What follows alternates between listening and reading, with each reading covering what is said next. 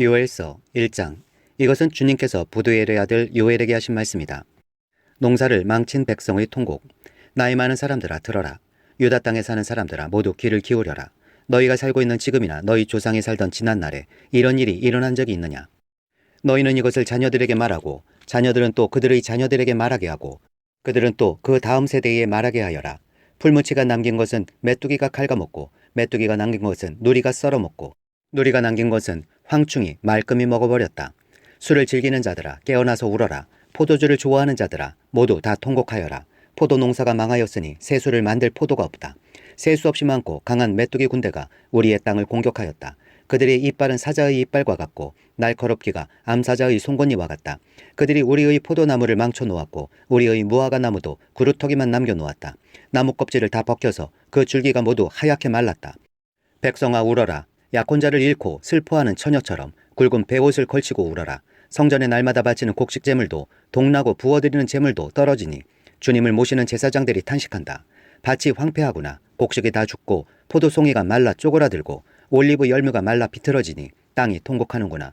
농부들아 슬퍼하여라. 포도원 일꾼들아 통곡하여라. 밀과 보리가 다 죽고 밭 곡식이 모두 죽었다. 포도나무가 마르고 무화과 나무도 시들었다. 석류나무, 종려나무, 사과나무 할 것 없이 밭에 있는 나무가 모두 말라 죽었다.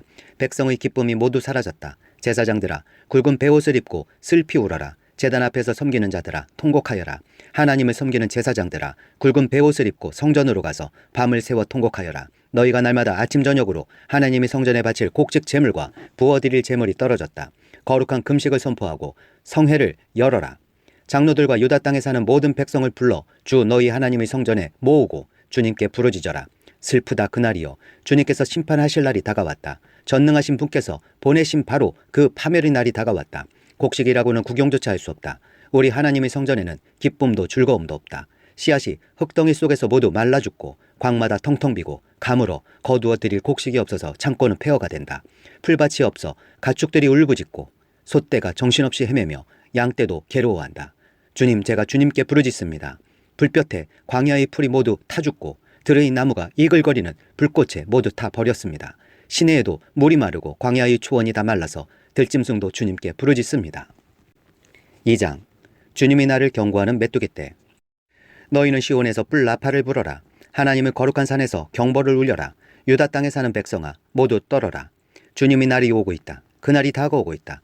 그날은 캄캄하고 어두운 날, 먹구름과 어둠에 뒤덮이는 날이다.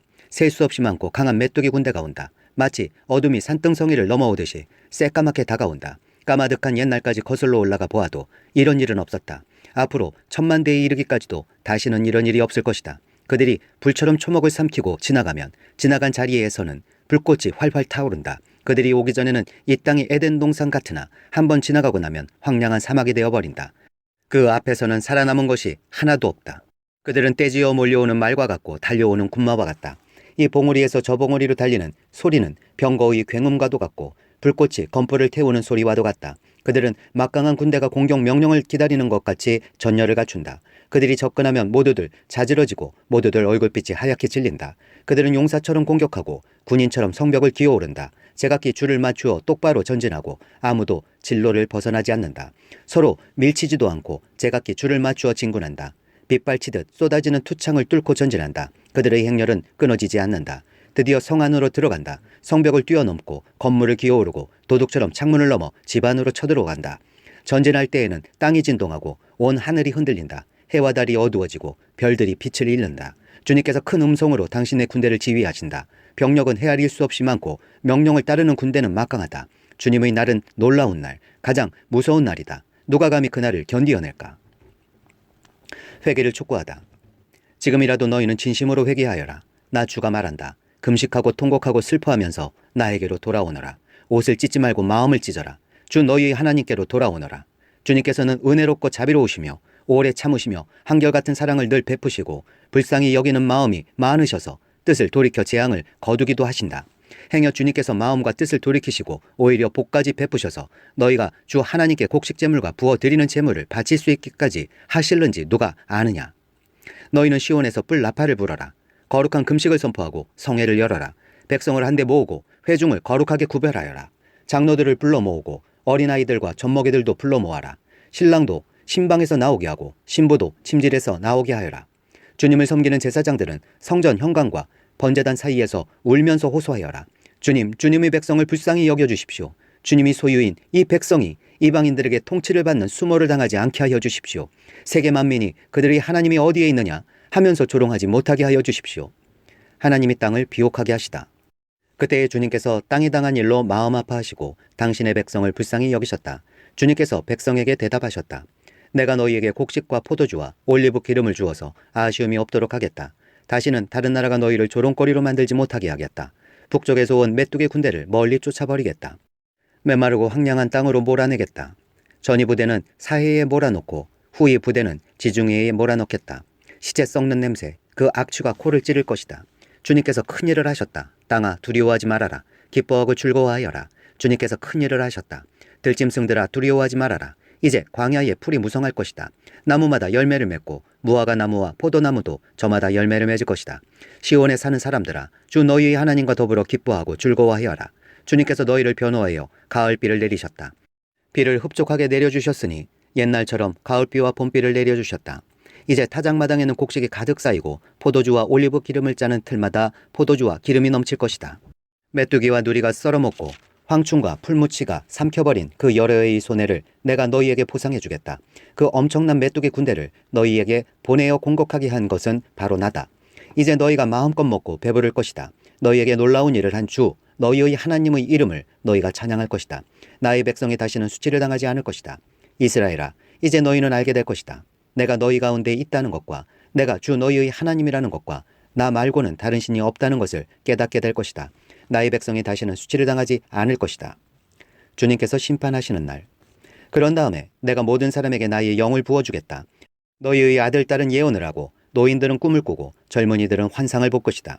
그때가 되면 종들에게까지도 남녀를 가리지 않고 나의 영을 부어주겠다. 그날에 내가 하늘과 땅에 징조를 나타내겠다. 피와 불과 연기 구름이 나타나고 해가 어두워지고 달이 핏빛같이 붉어질 것이다. 끔찍스럽고 크나큰 주의 날이 오기 전에 그런 일이 먼저 일어날 것이다. 그러나 주님의 이름을 불러 구원을 호소하는 사람은 다 구원을 받을 것이다. 시온산 곧 예루살렘 안에는 피하여 살아남는 사람이 있을 것이라고 주님께서 부르신 사람이 살아남아 있을 것이라고 주님께서 말씀하셨다. 3장. 하나님이 민족들을 심판하시다. 때가 되어 그날이 오면 내가 유다와 예루살렘을 회복시켜서 번영하게 하겠다. 그때 내가 모든 민족을 불러 모아 그들을 여호사밧 골짜기로 데리고 내려가서 그들이 나의 백성이요 나의 소유인 이스라엘에게 저지른 일을 두고서 내가 거기에서 그들을 심판하겠다.